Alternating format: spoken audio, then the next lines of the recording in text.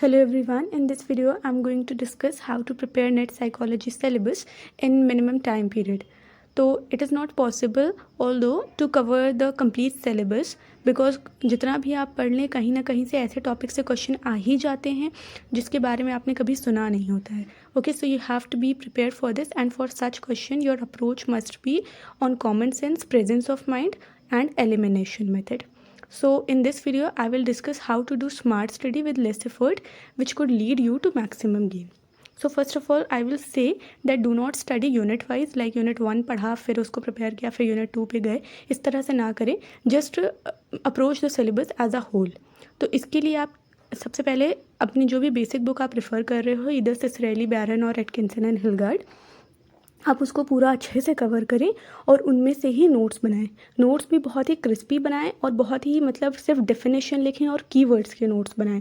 पूरा पैरा लिखने की या पूरी स्टडी इस तरह का करने की कोई ज़रूरत नहीं है. Just make very crispy notes.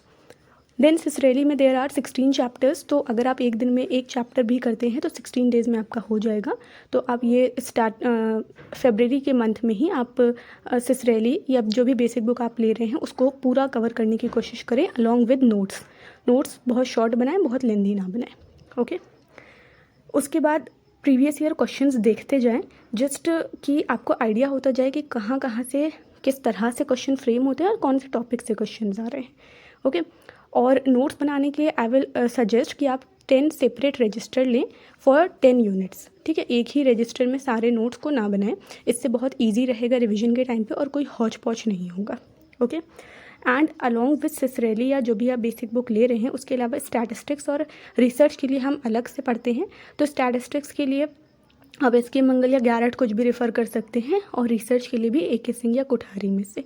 तो अलॉन्ग विथ सिसरेली इसको भी थोड़ा थोड़ा टाइम देते जाइए. ज़रूरी नहीं है स्टैटिस्टिक्स और रिसर्च का एक दिन में एक चैप्टर करना.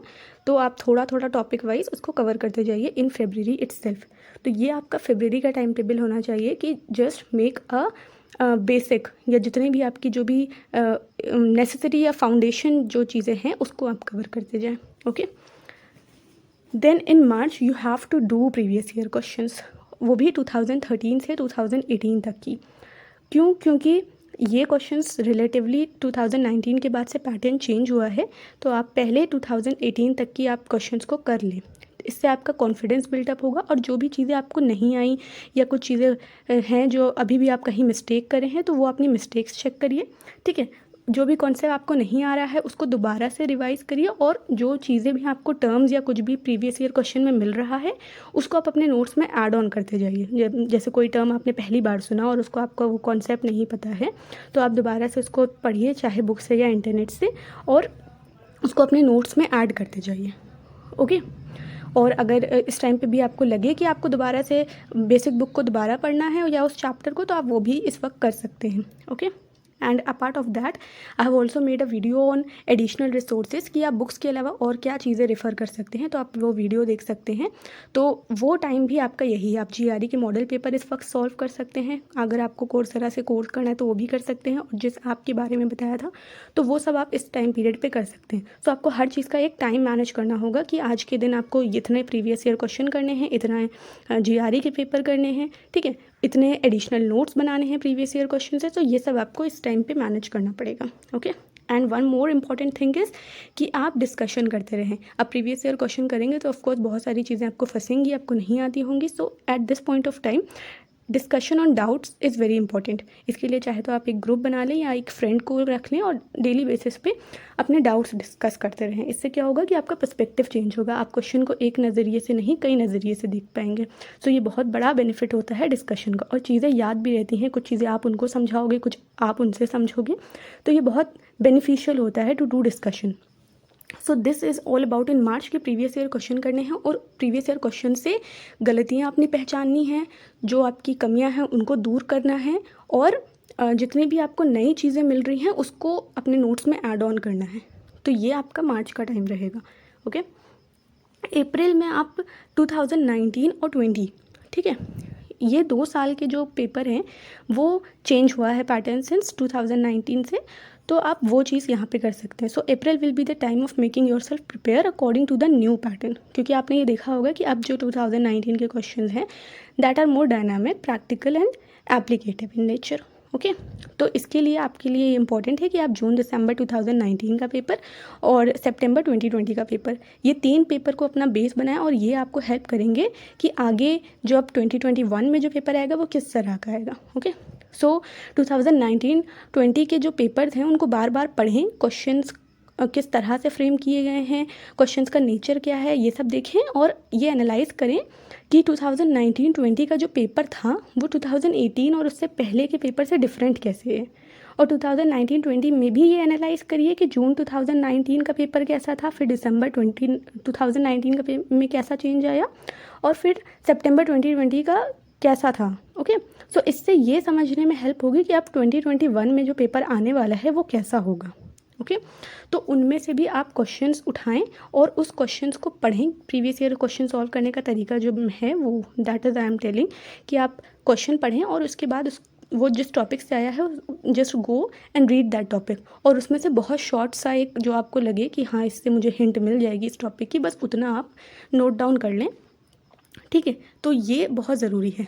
उसी तरह जैसे 4 ऑप्शन आए हैं तो 4 ऑप्शन को भी आप सारे गूगल करें. ठीक है, चारों ऑप्शन, और देखें कुछ उसमें से ऐसे टर्म्स भी होंगे जो फेक टर्म्स होंगे जिनका अपने में कोई मतलब ही नहीं होगा. ठीक है, तो वो आपको पता चलते जाएंगे कि हाँ ये टर्म फेक है ये. ठीक है, तो अप्रैल will be the time of everything कि जो भी आपकी नई चीज़ें थी, ठीक है, 2019-20 का जो पैटर्न था उस हिसाब से अपने आप को प्रिपेयर करिए. अब ज़रूरी नहीं है कि एग्जैक्ट आप पूरा ऐसे ही करें. ठीक है, मार्च का एक्सीड हो सकता है थोड़ा, या आप हो सकता है अप्रैल में आप थोड़ा सा पहले फिनिश कर लें, तो ये आप अपने हिसाब से देख सकते हैं. I am just giving you N outline कि आपको अपनी जो प्रिपरेशन है उसको स्ट्रैटेजाइज किस तरीके से करना है. ओके, अब यूनिट 1 और 10 की बहुत बड़ी प्रॉब्लम होती है कि अब ये कहाँ से करें. तो बस इसका एक बेस्ट सोर्स जो है वो लास्ट के 3 साल के पेपर है, इसके अलावा हमारे पास कुछ भी नहीं है. ठीक है, तो बस वही पेपर जो आपके हैं उन्हीं पेपर्स को ही एनालाइज करें, उन पेपर से ही पढ़ें. ठीक है, अब जैसे सूफिज़म है तो सूफिज़म में जस्ट चेक कि 2019 में कौन कौन से क्वेश्चन आए, 20 में किस तरह का क्वेश्चन आया. ठीक है, और उसको पढ़ें, जाके गूगल करें, थोड़ा बहुत एक्स्ट्रा पढ़ें. बहुत ज़्यादा याद करने वाली चीज़ें नहीं हैं ये सारी चीज़ें, बस इनको समझने वाली चीज़ें हैं. जितना भी ईस्टर्न साइकोलॉजी का है, बुद्धिज़्म, सूफिज़म, तो ये सब चीज़ें समझने वाली चीज़ें हैं. ठीक है, तो वो अंडरस्टैंडिंग फॉर्म करना इंपॉर्टेंट है, जो सोल है, क्रक्स है उस टॉपिक का, वो समझना इंपॉर्टेंट है. ठीक है, तो बस आप लास्ट के 3 साल के पेपर पे डिपेंड रहें, और instead of going for books study specific topics mentioned in syllabus from internet. ठीक है, लाइक कैरेक्टर स्ट्रेंथ था यूनिट 10 में. ठीक है, पॉवर्टी के टाइप्स और ये सारी चीज़ें, इशू ऑफ जेंडर, ये सब आप गूगल करें. और ये सारी बहुत ही नई चीज़ें हैं. यूनिट 10 तो कम्प्लीटली नया जो भी हो रहा है साइकोलॉजी में उसके बारे में है. तो जस्ट बहुत ज़्यादा ट्रेडिशनल बुक्स पढ़ने की ज़रूरत नहीं है, स्पेशली फॉर यूनिट 10. तो आप इसको बस जो भी नया हो रहा है उसके लिए आप इंटरनेट से बेस्ट सोर्स अलावा कुछ नहीं है, तो वहीं से ही आप अपने बस टॉपिक्स को रहें और बहुत ज़्यादा वास्ट ना भागें, बस टॉपिक्स को ही पढ़ें. ठीक है, लाइक कैरेक्टर स्ट्रेंथ अगर आपने उठाया तो कैरेक्टर स्ट्रेंथ पढ़े, थोड़ा सा मार्टिन सेलिगमैन के बारे में पढ़ लें, तो वो सब चीज़ें आपको हेल्प करेंगी. और जो चीज़ें आपको लगे कि हाँ ये चीज़ें याद करने वाली हैं तो वो आप लिखें. लाइक डिल्थी के जो कॉन्सेप्ट थे कि डिल्थी ने ये किया यूनिट 1 में. ठीक है, तो अब बस आप वो चीज़ें लिखते रहें. ओके, तो ये सब है. उसके बाद शॉर्ट नोट्स बनाते रहें, यस, जो छोटी छोटी चीज़ें हैं, और रिवाइज़ करते रहें उसको डेली. सो ये आपका पूरा एक आउटलाइन होगा कि आपको अपनी प्रिपरेशन किस तरह से करनी है. अब सबका अलग अलग अप्रोच होता है तो आप वो अपनी यूज़ कर सकते हैं, but I have just tell कि क्या चीज़ें हैं. स्टैटिस्टिक्स के पोर्शन में भी बहुत लोग कंफ्यूज होते हैं, तो बस यही बोलेंगे हम कि आप पहले अपना जो भी बेसिक चीज़ें आपको पता होना चाहिए, कोरिलेशन क्या होता है, फैक्टर एनालिसिस क्या होता है. ठीक है, और उसके बाद आप जो भी प्रीवियस ईयर क्वेश्चन आए हैं उनको अप्रोच करें. जो पैराग्राफ क्वेश्चन है देखें कैसे आया है. ठीक है, स्टैटिस्टिक्स के क्वेश्चंस बहुत इजी आते हैं, बहुत ज़्यादा डिफिकल्ट नहीं आते. बस एनटीए यही कर रहा है कि वो हॉरिजॉन्टल वे में स्टैटिस्टिक्स को कवर कर रहा है. ठीक है, क्वेश्चंस रिपीट नहीं होंगे अब तो, लेकिन जो भी नया चीज़ आएगा वो बहुत टफ भी नहीं आएगा, वो बहुत ईजी होंगे. बस ये है कि इन डेप्थ नहीं जाता है.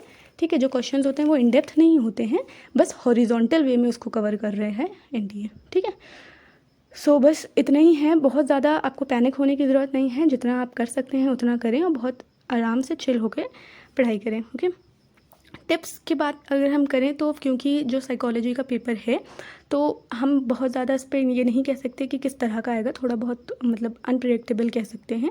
तो इसके लिए अगर आप उस चीज़ को कवर अप करना चाहते हैं तो पेपर 1 पे अपना बेस्ट दीजिए, पेपर 1 को बहुत अच्छी तरह से करें। और पेपर 1 रिलेटिवली अब ईजी भी आते हैं, तो there are more chances of gaining in paper 1। तो अगर आप पेपर 1 में 40-45 अबव क्वेश्चन सही कर लेते हैं तो JRF is yours. Okay, so divide your day in 2 shifts. ठीक है, 2 शिफ्ट्स में आप डिवाइड करें, सुबह के लिए और रात के लिए। लाइक आप इस तरह से अपना टाइम मैनेज कर सकते हैं, लाइक सुबह पेपर 1 पढ़ा, रात में पेपर 2 पढ़ा, या आप कंप्लीटली ऑल्टरनेट डेज दे सकते हैं कि एक दिन मैंने पेपर 1 पढ़ा फिर अगले दिन पेपर 2 पढ़ा। ओके, बहुत ज़्यादा सोर्सेज कलेक्ट करने की ज़रूरत नहीं है, बस आप stick to basic books, your traditional books, Cicirelli, Barron जो भी है, और प्रीवियस ईयर क्वेश्चन में भी जो टॉपिक्स आपको नहीं समझ आ रहे हैं, नहीं मिल रहा है, आप उसको गूगल करिए। अगर कोई वीडियो अवेलेबल है तो आप वो देखिए। ठीक है, तो बहुत ज़्यादा इधर उधर भटकने की ज़रूरत नहीं है। Okay, study with continuity and make a time table. Time table is very very important. अगर आज आप अपने 2 घंटे इन्वेस्ट करें हैं टाइम टेबल, एक मंथली टाइम टेबल बनाने में, तो जो आपका रोज़ का 1 घंटा वेस्ट होगा ये सोचने में कि आज क्या पढ़ें, आप वो सेव कर सकते हो। तो अगर आप इस तरह से देखो तो आप पूरा महीने का 30 आवर्स सेव कर सकते हो just by giving 2 hours today for making a monthly time table. ठीक है, एक मंथली टाइम टेबल बनाइए, एक वीकली बनाइए, और फिर सेट करिए अपने डेली का भी टारगेट कि आज मुझे ये करना है। ठीक है, तो time table is very very important, ये ज़रूर बनाइए। Okay, and stick to the time table. हम लोग ये तो कर लेते हैं कि टाइम टेबल बना लिया लेकिन उसको बाद भूल जाते हैं 2-4 दिन फॉलो करके। तो एक फ्लेक्सिबल टाइम टेबल बनाइए, बहुत ज़्यादा रिजिड नहीं। ठीक है, और उसको फॉलो भी करते रहिए। ओके, बहुत सारे क्वेश्चंस ऐसे होते हैं जो मतलब हमने पढ़े नहीं होते हैं। ठीक है, ये नए आ जाते हैं, तो उनको भी आप अपनी प्रेजेंस ऑफ माइंड से उसी वक्त सॉल्व कर सकते हैं। एलिमिनेशन मेथड यूज़ कर सकते हैं, कई सारी चीज़ें हैं। तो you just have to keep your mind cool at that point of time and then you have to solve that. One more thing I would like to add कि अब ये लेस इंपॉर्टेंट है कि आपने साइकोलॉजी को कितना पढ़ा, अब ये ज़्यादा इंपॉर्टेंट है कि आप साइकोलॉजी को कितना अप्लाई कर सकते हैं। तो साइकोलॉजी को सिर्फ पढ़े नहीं बल्कि अप्लाई करना भी सीखें। This was it for this video, thanks for watching. अगर आपको कोई भी और रिक्वेस्ट है या कुछ भी चाहिए तो you can comment in the comment section. Thanks for watching, have a good day ahead.